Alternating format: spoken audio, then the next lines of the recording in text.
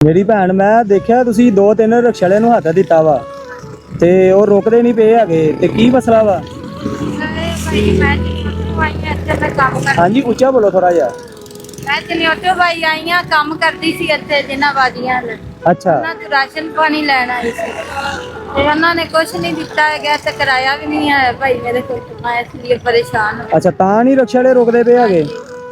ਅੱਛਾ ਅੱਛਾ ਤੇ ਜਿੰਨਾ ਘਰ ਤੁਸੀਂ ਕੰਮ ਕਰਦੇ ਸੀ ਉਹਨਾਂ ਕੋਲ ਰਾਸ਼ਨ ਲੈਣ ਆਏ ਤੁਸੀਂ? ਹਾਂਜੀ ਉਹਨਾਂ ਨੇ ਦਿੱਤਾ ਨਹੀਂ ਹੈਗਾ ਇਸ ਲਈ ਭਾਈ ਪਰੇਸ਼ਾਨ। ਆ ਮੇਰੇ ਕੋਲ ਰਾਸ਼ਨ ਆ, ਮੈਂ ਨਾ ਇਹ ਕਿਸੇ ਘਰ ਦੇਣ ਜਾ ਰਿਹਾ ਸੀਗਾ ਤੇ ਮੈਂ ਤੁਹਾਨੂੰ ਦੇਖਿਆ ਕਿ ਤੁਸੀਂ ਦੋ ਤਿੰਨ ਰਿਕਸ਼ਾ ਵਾਲੇ ਨੂੰ ਹੱਥ ਦਿੱਤਾ ਤੇ ਕੋਈ ਰੁਕਿਆ ਨਹੀਂ ਹੈਗਾ ਤੇ ਮੇਰੀ ਭੈਣ ਪਰੇਸ਼ਾਨ ਨਾ ਹੋਵੋ ਤੁਸੀਂ।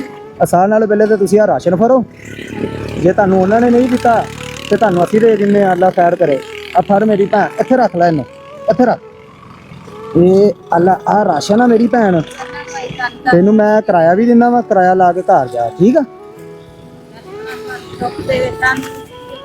ਇਹ ਸਾਰਿਆਂ ਨਾਲ ਪਹਿਲੇ ਤੇ ਆ ਪੈਸੇ ਫੜ। ਇਹ ਕਿਸੇ ਦੀ ਚੀਜ਼ ਸੀਗੀ ਲੇਕਿਨ ਇਹ ਤੇਰੇ ਨਸੀਬਾਂ 'ਚ ਸੀ ਮੇਰੀ ਭੈਣ।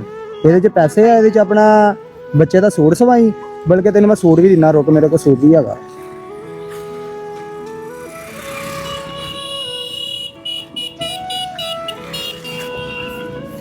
ਆ ਫੜ ਆ ਸੂਟ ਸਵਾਣਾ ਤੂੰ ਈਦ ਵਾਸਤੇ।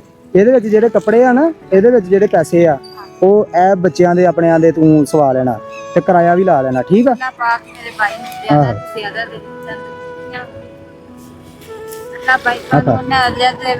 ਆ ਕਿਰਾਇਆ ਲਾ ਕੇ ਤੇ ਘਰ ਜਾ ਮੇਰੀ ਭੈਣ, ਪਰੇਸ਼ਾਨ ਨਹੀਂ ਹੋਣਾ। ਰੋਜ਼ਾ ਰੱਖਿਆ ਵਾ?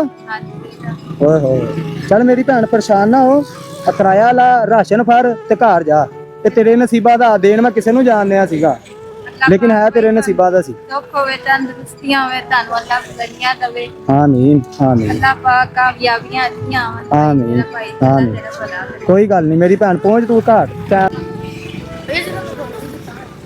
ਫੋਲੋ ਕੀਤਾ ਹੈ ਜੀ ਤੁਹਾਡੀ ਵੀਡੀਓ ਦੇਖਦੇ ਹੁੰਦੇ ਵਾ। ਫੋਲੋ ਕੀਤਾ? ਮਾਸ਼ਾਅੱਲਾ। ਫੇਸਬੁੱਕ ਤੇ ਦੇਖਦੇ ਹੁੰਦੇ। ਅੱਛਾ ਲਾਈਵ ਵੀ ਕੀਤਾ। ਲਾਈਕ ਵੀ ਕੀਤਾ? ਫਿਰ ਤੇ ਤੈਨੂੰ ਅਸੀਂ ਗਿਫਟ ਦੇਣਾ।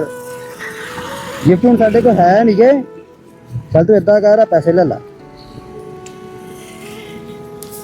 ਹਲਾ ਮੇਰਾ ਚਲ।